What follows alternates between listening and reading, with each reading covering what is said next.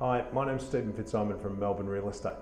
I'm at 47 Claremont Street Prime Tower now, and I'm just doing a quick owner update for the building.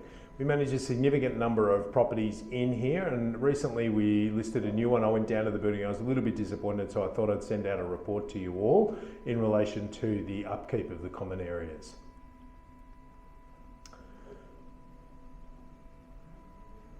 So I'm just flicking the camera around.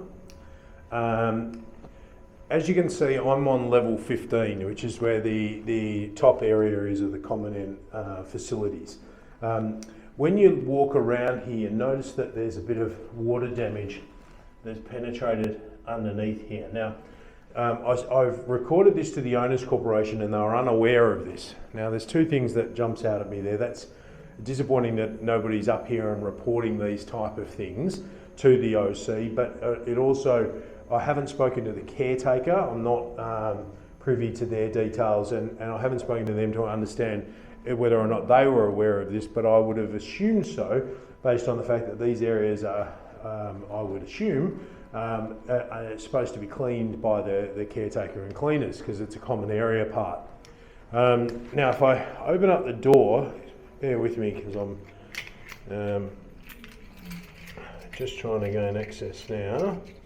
I open up the door to the common areas. Yeah. Okay. This is the this is what greets you when you come outside onto this area. Somebody's left some additional furniture up here. The barbecues seem in a state of almost disuse. I haven't tried them to see if they're working, but they're obviously not clean. The area seems somewhat let go. The trees are dead. All of this is just weed material. It's all dead. Now this, as you can understand, would be a really nice area if it was being well kept. You can see the moss growing on the grass there, and it hasn't been swept for months. So there's weeds growing through the lawns here. And I could understand how you'd be disappointed by this. You've got dead plants in the gardens here, just weeds in these ones. That's a thistle bush that's grown to enormous proportions, and then again just weeds, just garden beds of weeds. You've got salt coming up through the drainage here, again another table, and then just beds of weeds and dead or dying plants on the top floor here. So really disappointing to see that the common areas, which should be a real highlight for this building, have been let get to this stage. So I just wanted to bring that to your attention. I've brought it to the attention of the Owners Corporation. Hopefully they will be doing something about it in the next few weeks. They've brought it to the attention of the committee members. We're trying to get this property looking as good as possible so that we can maximise the rents now that the COVID rental crisis has passed, and we're looking to achieve some much stronger rents now that the market has returned to a pretty much normal condition. So my name's Stephen Fitzsimon. If you've got any questions about this video or the report, please get in contact with me with the details after the video. Thanks. In the lift areas, the lift passes don't need to be accessed. So the lift was designed to be a security lift, but actually you can just press the numbers for a floor where you want to go without any security access pass, which is something else that I'll raise with the Owners Corporation. On level 12 here, you notice that the emergency exit diagram is missing from the floor, and some residents are choosing to leave items in the corridor, which is contrary to Owners Corporation rules.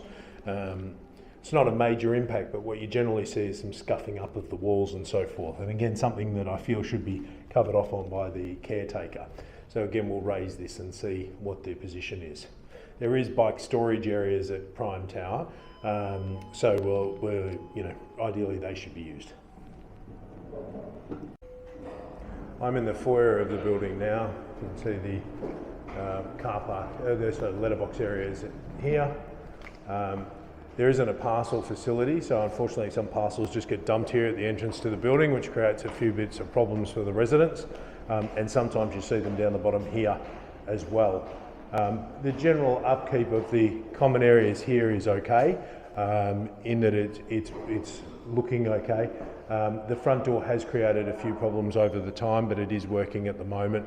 There is a notice board in use around the corner here for tenant and resident communications, and then the access through this door here leads to the, it's a bit hard to see, there's a door there that leads through to the stacker system and also a few of the storage cages. The other storage cages on level 4 are getting some use but limited. I'm unsure as to how many of the residents are using them, but I had a quick look before and I would assume that probably only 7 or 8, maybe 10 of the storage cages were actually in use. Now, lastly, as I make my way out, I want to bring your attention just to some market knowledge. There is a construction site next door to Prime Tower.